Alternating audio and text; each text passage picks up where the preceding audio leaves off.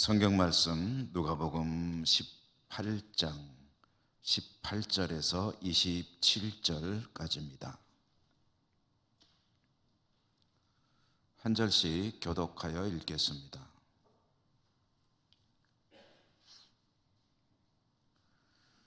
어떤 관리가 물어 이르되 선한 선생님이여 내가 무엇을 하여야 영생을 얻으리까? 예수께서 이르시되 내가 어찌 하나님 한 분 외에는 선한 이가 없느니라.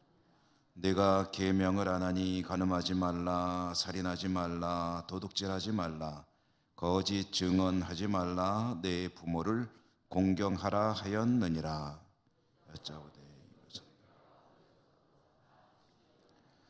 예수께서 이 말을 들으시고 이르시되 내게 아직도 한 가지 부족한 것이 있으니 내게 있는 것을 다 팔아 가난한 자들에게 나눠 주라. 그리하면 하늘에서 내게 보화가 있으리라. 그리고 와서 나를 따르라 하시니 그 사람이 큰 부자 이 말씀을 듣고 심히 근심하더라.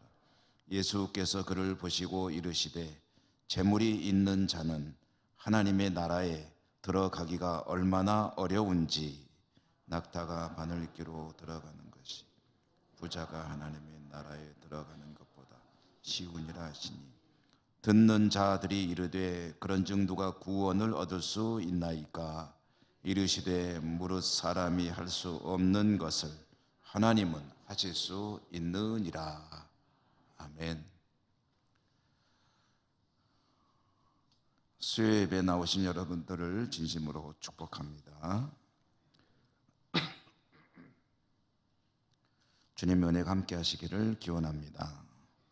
누가복음 중심으로 읽는 이제 복음서 읽기가 오늘 이제 70번째로 누가복음의 말씀 읽었습니다. 오늘 말씀의 제목을 부요함의 역설이라고 붙였는데요. 부요함의 역설. 부요함이라는 것은 우리 모두가 원하는 좋은 것이죠. 부요함을 싫어하는 사람은 없을 겁니다. 그런데 세상 모든 일이 그렇듯이 좋은 것이 항상 좋은 것은 아니고 좋은 것이 때로는 해가 되는 경우도 있습니다. 그래서 오늘 말씀은 역설이라고 제목을 붙여본 것입니다. 오늘 주시는 말씀, 이 스토리를 따라서 가보도록 하겠습니다. 한 관리가 주님을 찾아왔다 하는 것으로 이야기가 시작되죠. 관리. 성경에 관리라고 되어 있는데 관리하면 우리에게 떠오르는 그런 이미지가 있죠. 공무원, 공직자 또는 관료 뭐 이런 의미로 생각을 할 수가 있는데 여기서 쓰인 관리라는 말은 그런 행정을 하는 공무원이라는 의미에서의 관리가 아니고 종교적 관리를 의미하는 겁니다. 그러니까 그 당시 유대 나라의 상황에서 보면은 공회, 산헤드린 공회의 회원 중에 한 사람이 찾아온 것이다. 이렇게 이해하면 되겠습니다. 공회 회원이면은 비록 유대 나라가 로마의 지배를 받고 있었지만 로마 시민들을 포함시킨다 해도 당시 유대 나라에서 유대 사회에서 최상류층의 사람이었다라고 볼 수가 있는 거죠. 주님을 찾아온 이 관리, 이 사람의 관심사 중에 관심사는 영생이었습니다. 영생. 영생이라는 것은 어떤 종교에서나 관심사일 것이고 또 이 영생이라는 것에 대해서 관심이 없는 사람은 아마 없을 것이다. 무신론자나 아니면 사후 유물론적인 생각을 가진 사람들이 아니면 영생이라는 것에 대해서는 누구나 관심을 가지는 일이죠. 유대인들에게 뭐 당연한 그런 관심사입니다. 물론 사두개인들 같이 영생 이런 것들에 대해서는 부정하는 이들도 있었지만 대부분의 유대인들은 영생에 대해 큰 관심을 가지고 있었고요. 그리고 유대인들이 가지고 있는 영생에 이르는 길, 그것은 하나님께서 주신 율법을 잘 지키면 영생에 이른다라는 그런 믿음이었습니다. 이 관리는 영생에 관심이 있었던 사람이었고, 또 공회 회원이었으면 영생에 이르기 위한 길을 나름대로 잘 준수하는, 계명을 잘 지키는 사람이었을 것으로 일단은 볼 수가 있겠죠. 그런데 이 사람이 나사렛 예수님, 우리 주님에 대해서 상당히 호의적인 그런 생각을 갖고 있었던 것으로 보입니다. 높이 평가하고 있었다는 거죠. 그래서 주님을 찾아와서 질문하는 겁니다. 무엇을 하여야 영생을 얻으리이까? 보통 공회원이나 바리새인들, 이 사람들이 주님을 찾아와서 어떤 질문을 했다라고 한다면 그 의도가 상당히 안 좋은 경우가 대부분입니다. 주님에게 대답하기 아주 곤란한 질문을 던져놓고 그 대답 여하에 따라서 주님을 올무에 올가매겠다는, 뭔가 함정에 빠뜨리겠다는 그런 의도로 주님을 찾아와 질문하는 사람들이 대부분이었죠. 특별히 바리새인들, 공회원들 같은 사람들이라고 한다면. 그런데 이 관리는 어땠느냐 하면은 좀 전에 말씀드렸지만 그런 악한 의도로 주님을 찾아와서 함정에 빠뜨리려고 물어본 거 아니다, 이런 얘기입니다. 대답하기 곤란한 질문을 한 것도 아닙니다. 정말로 자기가 궁금했기 때문에, 자기가 영생을 사모하는 사람이기 때문에 거기에 대해서 뭔가 도움이 되는 그런 이야기를 듣고 싶어서 찾아온 것이었습니다. 그가 평소 알고 있는 바에 의하면, 유대인으로서 알고 있는 바에 의하면은 영생에 이르기 위해서는 하나님의 율법 10계명을 비롯한 이 계명들을 잘 지켜야 한다라고 믿고 있었던 거죠. 그런데 이 사람은 아마 성격이 꼼꼼했든지 투철했든지 거기에 더하여 뭔가 좀 더 확실한 그런, 뭔가 좀 더 있으면은 좋지 않을까, 혹시 더 있는 것이 아닐까. 저 나사렛 선지자가 대단히 어떤 고명한 선지자인 것 같은데 저 사람이 가서 뭔가 가르침을 한번 들어보자 라고 찾아온 것으로 보이는 거죠. 어쨌든 자기가 그렇게 원하는 영생, 유대교 가르침에 따라 최선은 다하고 있지만, 그러나 혹시라도 놓치는 것이 없도록 하기 위해서 확실하게 도장을 찍어 놓기 위해서 이 사람은 주님을 찾아온 것이고, 주님에게 어떻게 해야 영생에 이를 수 있습니까? 라는 질문을 던진 것입니다. 이 질문에 대해서 주님께서 대답하셨죠. 우리가 읽었습니다마는 간음하지 말라, 살인하지 말라, 도둑질하지 말라, 거짓 증언하지 말라, 내 부모를 공경하라. 이런 계명들 너 잘 알지 않느냐라고 대답을 하셨습니다. 이 계명들은 10개의 계명 중에 뒤쪽에 주로 있는 것들이죠. 그러니까 주님께서 주신 대답, 영생에 이르기 위해서 뭘 해야 됩니까? 대답은 하나님께서 주시는 계명을 잘 지켜라. 너 알고 있는 대로다 라고 말씀을 하신 것입니다.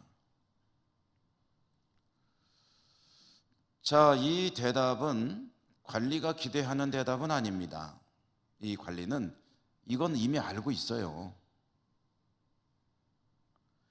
그는 이미 어려서부터 율법을 잘 지킨다고, 그렇게 살아왔다고 스스로 자부하는 사람이었습니다. 그런데 이것은 내가 충실하게 해왔지만 혹시라도 놓치는 것이 있을까 하는 우려에서 그는 주님을 찾아와서 혹시 좀 보충할 거 뭐 없을까요? 라는 차원에서 질문을 했다는 거죠. 그렇기 때문에 주님의 계명 잘 지켜라, 너 잘 알면서 뭘 그래? 라는 이 대답은 누구나 할 수 있는 그런 아주 실망스러운 대답이었다는 겁니다. 관리는 조금은 담담하게 그래서 주님의 이 말씀에 대해서 또 말을 이어갑니다. 그런 것들은 어려서부터 다 지키며 살았습니다. 자신 있게 그런 당연한 얘기를 하시나 그런 논조로 이야기를 했습니다. 어려서부터 그건 다 했는데요. 그 얘기 말고 난 다른 얘기를 좀 듣고 싶은데요. 이런 뜻으로 말했겠죠. 그러자 주님께서 말씀하시는 대목이 22절에 나와 있죠. 22절의 말씀을 여러분 같이 한번 읽어보실까요? 22절 읽겠습니다. 예수께서 이 말을 들으시고 이르시되 내게 아직도 한 가지 부족한 것이 있으니 내게 있는 것을 다 팔아 가난한 자들에게 나눠주라. 그리하면 하늘에서 내게 보화가 있으리라. 그리고 와서 나를 따르라 하시니. 이 관리는 하나님의 계명을 스스로 잘 지켰다고 자부하는 사람입니다. 그런데 주님께서는 그에게 조금은 뜻밖의 이야기를 비로소 꺼내신 겁니다. 그러니까 이게 진짜 대답이죠. 이 사람이 미처 생각하지 못했을 부분, 상상도 못했을 부분에 대해서 주님께서 이야기를 꺼내신 것이고, 이런 관점에서 본다면 이 관리는 정말 제대로 주님을 찾아온 것이죠. 정말로 그가 들어야 할 얘기를 이제 들은 겁니다. 내가 계명을 잘 지키는데 무엇을 더하면 영생을 얻을 수 있을까요? 그래, 내게 한 가지 부족한 게 있다. 이거 해라.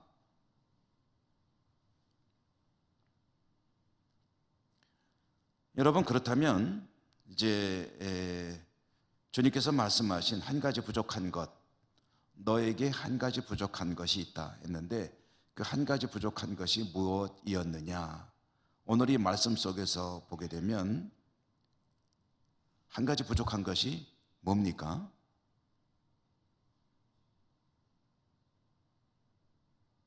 그가 부자라는 게 부족한 겁니까?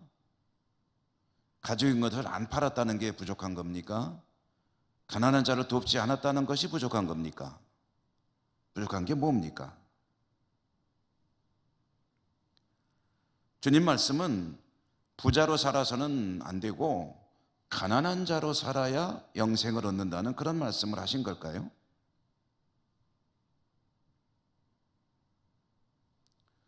계명을 지켜야 하나님 나라에 들어간다라고 그런 관점에서 이야기를 하고 있는데 그가 부족한 것이 무엇이었을까? 자기는 계명에 대해서는 자신 있는 사람인데 부족하다고 말씀하시는 그 부족함의 내용이 무엇일까? 여러분, 이것은 우리가 계명을 주시는 10개의 계명과 율법을 주시는 하나님의 마음을 생각해 보면은 어렵지 않게 할 수가 있습니다.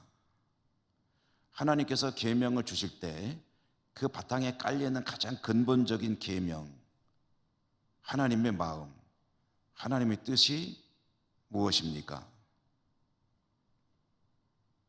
하나님의 계명을 지키며 살아야 될 하나님의 백성들이 반드시 마음에 담아둬야 될 가장 근본적인 계명, 그것은 무엇입니까? 그것은 하나님보다 우선하는 것이 있어서는 안 된다는 겁니다. 하나님 말씀에 순종해야 한다는 것입니다. 하나님보다 더 중요한 것이 그 무엇이라도 있어서는 안 된다는 겁니다. 그래서 그것을 뭐라고 표현하냐면 우상이라고 합니다. 우상.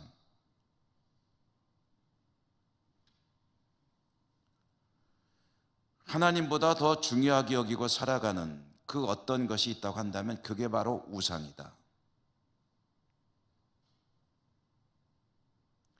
이 관리는 십계명을 철저하게 지킨다고 생각하는 사람이었습니다. 어려서부터 그는 계명을 지켜왔다고 자신 있게 대답했습니다. 유대인들은 13살이 되면 성인식을 합니다. 우리는 그래도 한 20살, 18살, 나름대로 이제 기준이 있는데 상당히 빠르죠. 13살. 13살이 되면은 성인식을 하는데 그 성인식이 가지는 의미가 뭐냐면은요. 이제부터는 너 스스로 율법을 지킬 수 있다. 스스로 율법을 이해하고 율법을 스스로 지킬 수 있는 그런 나이가 되었다. 그러므로 이제는 성인인 겁니다. 13살이 될 때까지는 이 아이가 하나님의 계명을 지키느냐 못 지키느냐에 대한 책임은 부모가 집니다. 그건 부모의 책임이에요. 그런데 13살이 되면은 그때 이제 성인식을 하고 아이에게 여러 가지 상징적인 일들을 하게 되는데 너는 이제 스스로 율법을 지킬 나이가 되었으니 율법을 잘 지키는 하나님의 사람이 되어라 라고 선언하는 겁니다.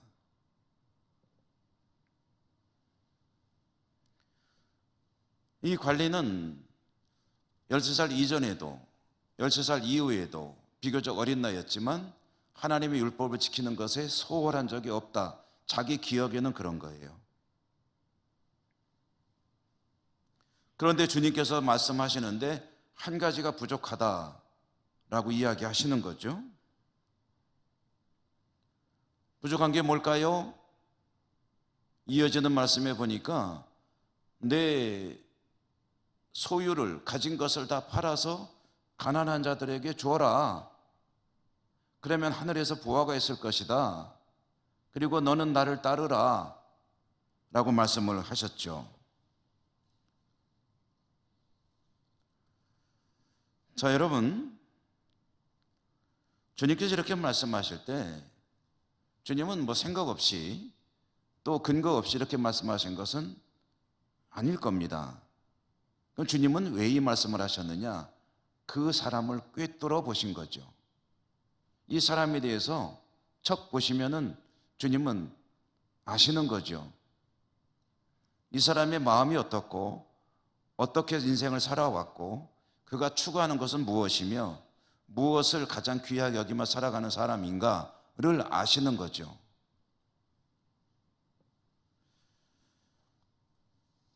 주님이 보실 때 그는 대단히 계명을 말 그대로 자부하는 대로 잘 지키는 사람이었습니다. 하나님 주신 율법에 따라 살려고 애쓰는 사람이었다는 거죠. 그런데 한 가지 문제가 있습니다. 그것은 재물에 대한, 돈에 대한 생각이 정리가 덜 되어 있는 겁니다. 그는 재물을 대단히 중요하게 여기는 사람이었습니다. 재물을 중요하게 여긴다는 것은 재물을 하나님보다 우선하는 사람이었다는 이야기입니다. 재물을 하나님보다 더 의존하는 사람이었다는 이야기이기도 합니다. 그래서 주님께서 한 가지 부족하다고 지적하셨습니다. 이것은 주님이 그 사람을 책망하거나 또는 비판하는 말씀이 아니었습니다. 주님은 계명을 순수하게 잘 지키는 이 사람을 상당히 좋게 보셨습니다. 호의적으로 말씀하신 거예요. 그러니까 나를 따르라라고 말씀하시죠. 다 좋은데 그거 한 가지만 내게 채워지면 되겠는데 어떻게 하면 되느냐고? 그래, 가서 네 소유를 다 팔아라. 가난한 사람들을 도우라. 그러면 하늘에서 부하가 있을 것이고 그때 너는 나를 따라오면은 네가 원하는 영생을 얻게 될 것이다.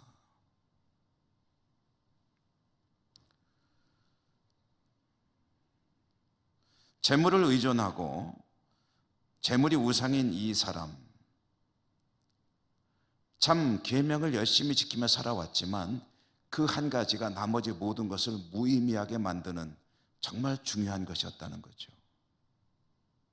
이 한 가지 때문에 계명을 철저히 지키는 그의 삶은 적어도 영생이라는 관점에서는 의미가 없어지는 겁니다.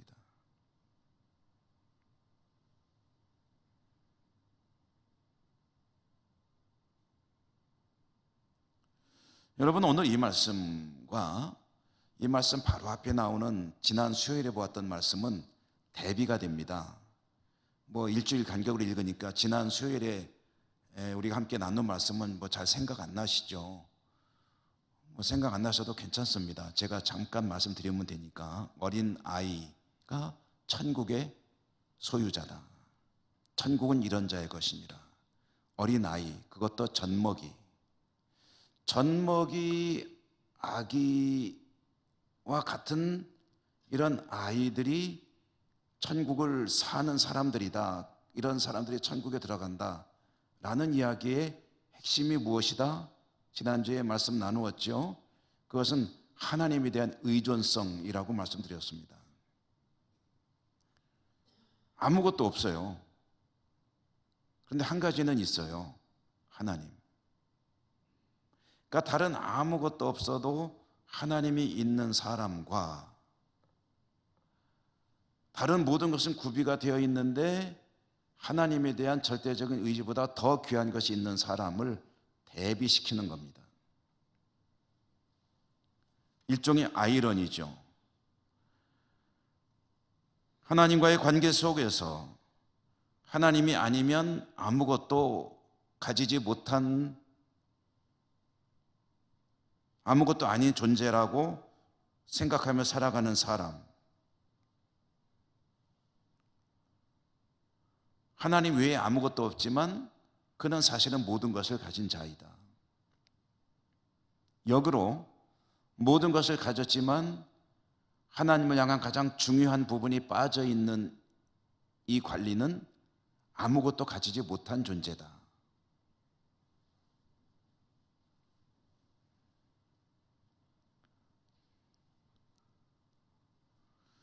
여러분, 하나님을 가지지 못한다면, 가진다고 그러니까 좀 이상하네요.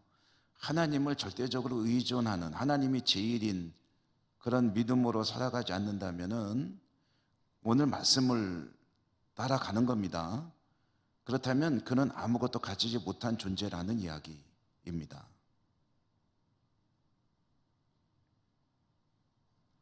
내가 원하는 영생, 그것을 정말로 가지고 싶으냐? 그렇다면 너의 재물이 차지하고 있는 내 내면의 그 자리를 하나님에게 내줘야 된다는 거죠. 나에게 내줘야 된다는 거죠. 주님이 말씀하시는 거예요. 지금 내가 보물을 모시고 있는 그 자리, 재물을 모시고 있는 그 자리, 이게 없으면 나는 죽는다고 생각하고 살아가는 그 너희 내면에 있는 그 자리를, 그것을 내려놓고 대신 내가 그 자리에 가서 앉을 때 너는 영생을 얻게 된다. 그러므로 네가 그렇게 원하는 영생을 얻고 싶다면 그거 다 정리하고, 그리고 하나님 뜻에 따라 잘 사용하고, 그 너는 나를 따르라 라고 말씀을 하신 것이죠.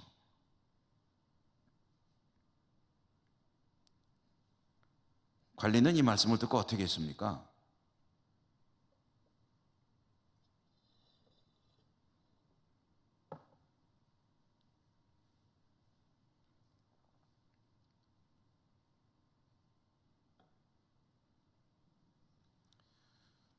주님 말씀을 듣고 그는 몇 절입니까?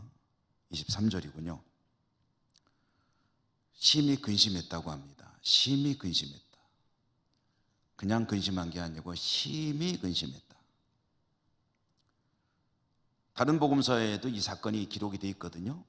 다른 복음서에 보면 슬퍼하며 떠났다.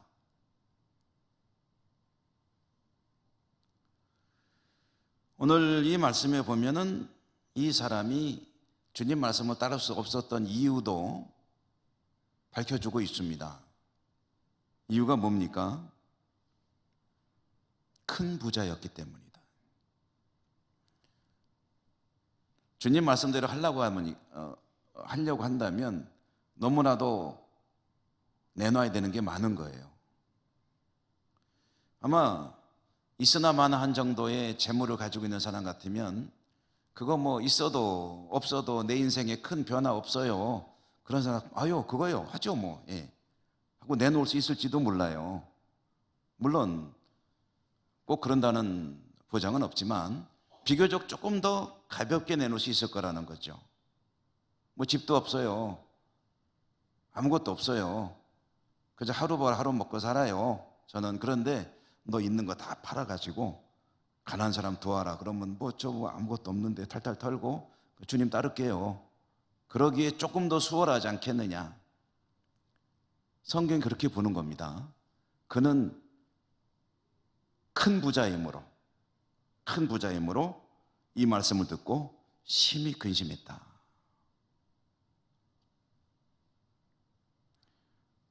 가진 것이 많으니까 운신하기가 어려워집니다.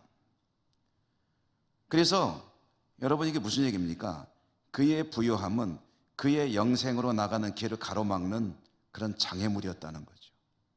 그러니까 부요함이 참 좋은 것인데 가장 중요한 것을 가로막는 그런 장애물이 되고 있으니 부요함의 역설이라는 그런 제목을 생각해 보게 된 거죠. 부자가 좋은 거냐?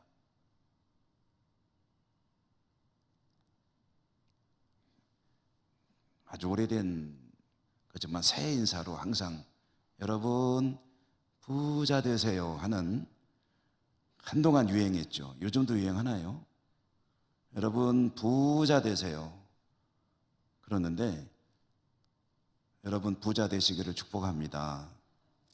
싫으세요?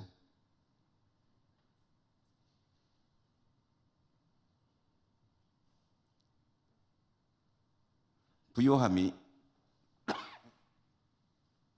나의 영원한 생명을 회방하는 회방꾼이 되고 있다면 그거는 결코 좋은 게 아니죠.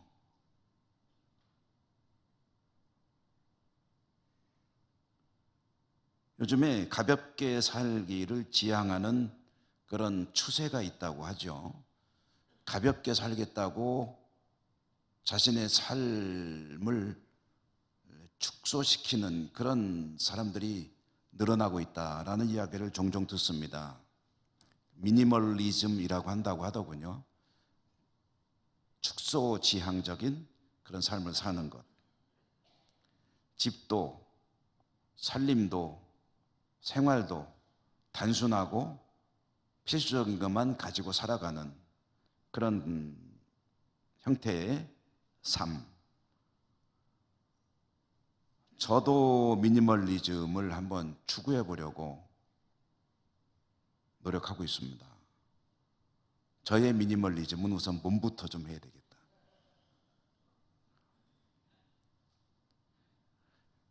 몸부터 좀 미니화 좀 해야 되겠다 하는 생각에 제가 요즘에 조금 그동안에 방치해 두었던 이 바디 미니멀리즘에 상당히 좀 신경을 쓰고 있습니다. 얼마나 됐느냐? 며칠 됐습니다. 책도 제가 뭐 좀 많이 샀더라고요. 보니까 신학생 시절부터 산 책이 너무 많아서 한 두어 차례 정리를 했음에도 불구하고 또 주체하기가 어려워가지고 또 책을 좀 많이 버리는 작업을 하고 있고, 꼭 소유해야 될 책들은 전자화해서 이제 소유하고 해서 이제 서재의 슬림화를 좀 하려고 하는데요. 그 책 버리는 게 참 힘들더라고요. 하나하나 다 나름대로 이유가 있어서 산 책 아니겠습니까? 그러니까 이거 버릴까 하다가 아니야, 이건 그래도 있어야 될 것 같아 해서 한 100권쯤 버리려고 하다가 한 5권쯤 버리는 것 같아요.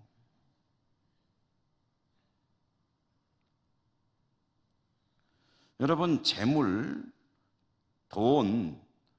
우리의 삶에 너무나도 중요한 것이죠. 재물이 넉넉하면 사람들이 살아가는 사회에서 상당히 존중받고 대우받을 수 있는 그런 가능성이 높아지죠. 내가 하고 싶은 것을 할 수 있는 힘을 가지게 될 그런, 또한 힘을 가지게 될 가능성도 높아집니다. 그렇게 매력적인 재물을 사람은 간단하게 포기할 수 없습니다. 어쩌면 불가능한 얘기일 수도 있죠. 관리가 낙심하는 것이 당연합니다. 그런데 이렇게 깊이 근심하는, 심히 근심하고 있는 이 사람, 관리를 바라보면서 주님께서 말씀하시는데요. 24절과 25절 또 한번 읽어볼까요? 24, 25절 읽습니다. 예수께서 그를 보시고 이르시되 재물이 있는 자는 하나님의 나라에 들어가기가 얼마나 어려운지 낙타가 바늘기로 들어가는 것이 부자가 하나님의 나라에 들어가는 것보다 쉬우니라 하시니. 아멘. 부자가 하나님 나라에 들어가는 것은 낙타가 바늘기로 들어가는 것보다 어렵다. 이거 유대인들의 속담이라고 합니다. 주님께서 속담 하나를 인용하신 거죠.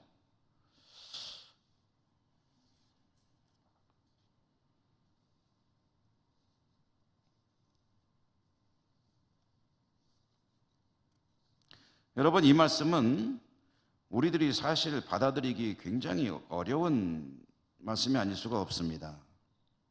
하나님 나라 들어가려면 부자로 사는 것은 포기해야 하는가? 그런 그 수많은 부자 기독교인들은 앞으로 어떻게 되는 것인가? 우리 성도님들, 여기 계신 여러분들 가운데 혹시 나는 부자라고 생각하시는 분 계십니까?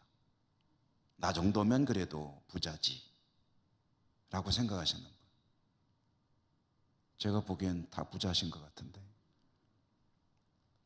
그러면 나는 부자니까 아이고 천국에 못 들어가겠네? 오늘 이 성경 말씀을 읽으면서 부딪히지 않으셨다면 성경을 깊이 안 읽으셨다고 말하고 싶진 않지만 그럴 수도 있습니다. 나는 그래도 상당히 부자일 수가 있는데 이 말씀을 읽으면서 한 번도 부딪혀 본 적이 없다? 그러면 그 얘기는 성경을 그냥 대충 읽었다는 뜻이 될 수도 있는 거죠. 심각하게 읽어야 되지 않습니까? 천국에 못 간다는데.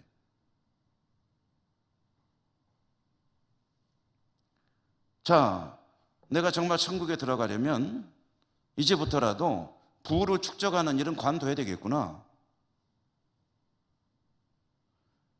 뭐라도 좀 생기면 부지런히 가난한 사람 도와야 되겠구나. 내 지갑에 뭔가가 있으면 불편한 마음을 가지고 살아야 되겠구나.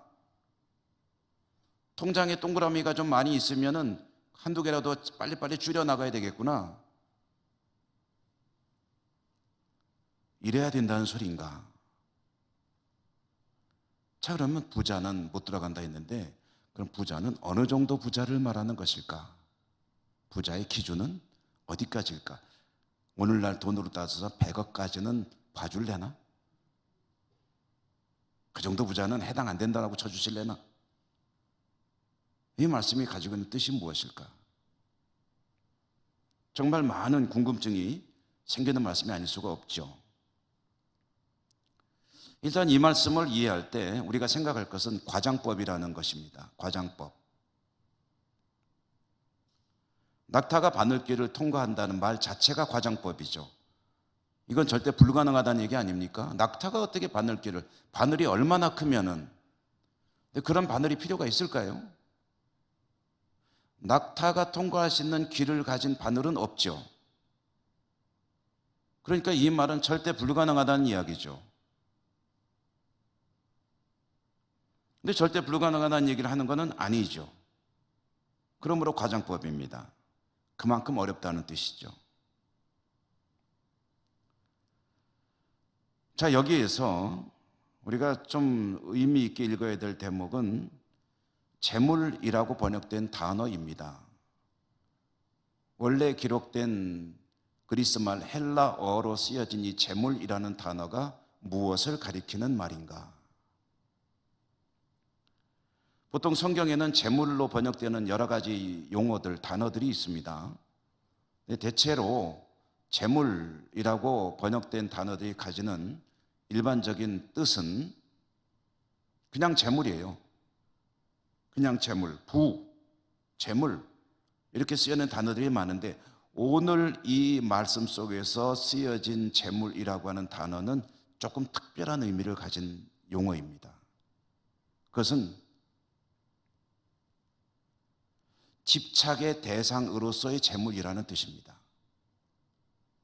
그러니까 사람을 기준으로 보면 이 사람이 재물을 많이 가지고 있어요. 근데 이 사람은 이 재물에 집착하는 사람이에요.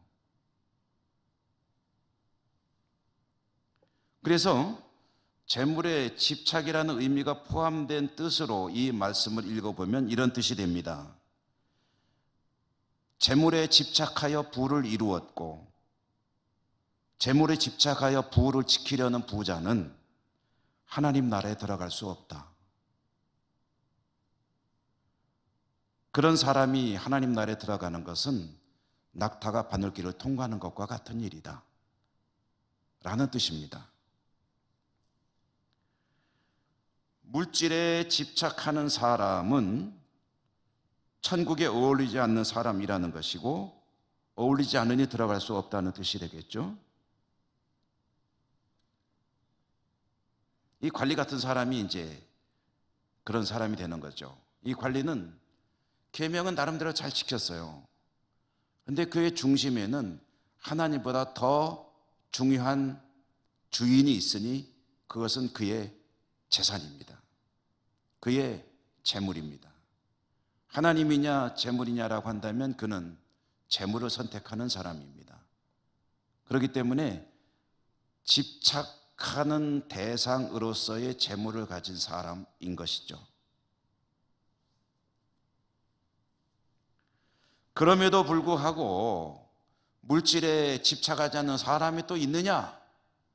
라고 물어보면 여러분 혹시 그런 분 보신 적 있으십니까? 돈을 그야말로 황금을 보기를 돌같이 하는 분은 최영 장군 이래로 없으시죠. 황금을 보기를 돌같이 하는 사람, 정신이 멀쩡한데 그런 사람 혹시 보신 적 있으십니까?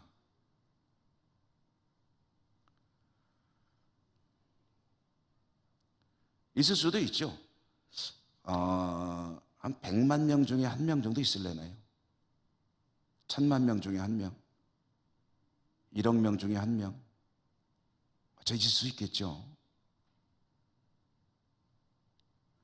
그렇기 때문에 제자들은 이 얘기를 들으면서 이 상황을 다 지켜보고 이야기를 듣던 주변에 있던 사람들 중에 제자들이나 이런 사람들이 주님에게 아이고 정말 그렇다면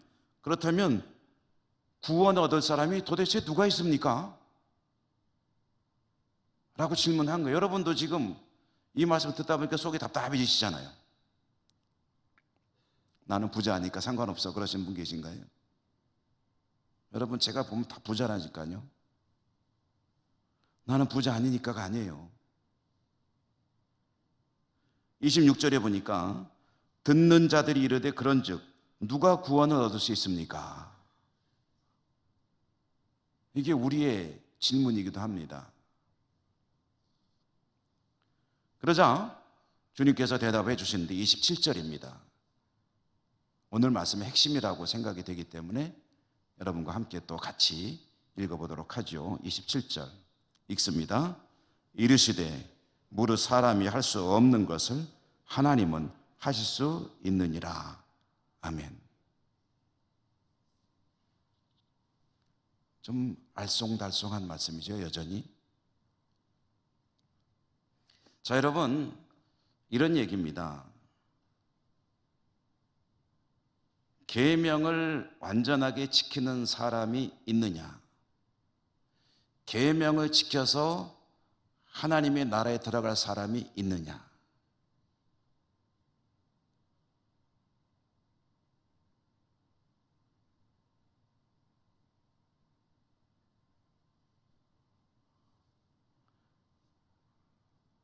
계명을 지켜서 하나님 나라 들어갈 수 있는 자가 있느냐?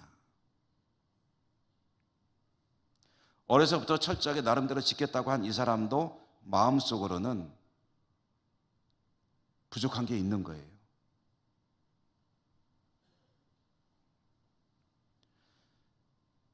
결론을 말씀드리면 계명을 완전히 지킬 수 있는 사람은 없습니다. 재물에 대해서 완전히 초연할 사람도 없습니다. 그러므로 이 전제에 따르면 하나님 나라에 들어갈 사람은 하나도 없습니다.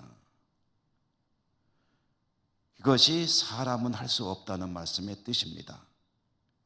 무릇 사람이 할 수 없는 것을 하나님은 하실 수 있느니라. 그럼 이 말씀의 뜻은 뭘까요? 사람의 힘으로는 하나님 나라에 들어갈 수 없지만 하나님께서 들어가게 하신다라는 뜻입니다. 하나님은 어떻게 들어가게 하시죠? 계명도 안 지키는데? 그게 바로 은혜라는 거죠. 은혜. 자격이 있는 사람이 들어가면 자격으로 들어가는 겁니다. 그건 은혜 아닙니다. 어렸을 때 시골에 극장이 있는데 거기를 당당하게 들어가려면 뭐를 사야 돼요? 표를 사야 되죠. 표를 사가지고 들어가는 게 자격을 가지고 들어가는 거죠. 근데 영화를 너무너무 보고 싶은데 돈이 없어. 그래서 마침 표 받는 양반을 보니까 집안 형님이야. 아이고 형님 여기 계셨네요. 저 좀 들어가도 될까요? 표 안 샀니? 돈이 없는데. 그래 그냥 들어가. 이게 은혜입니다.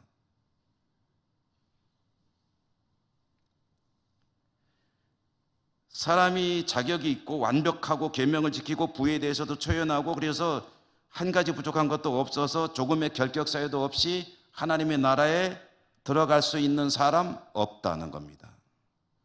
하늘에서 하나님이 찾아보시니까 의인이 없나니 하나도 없다.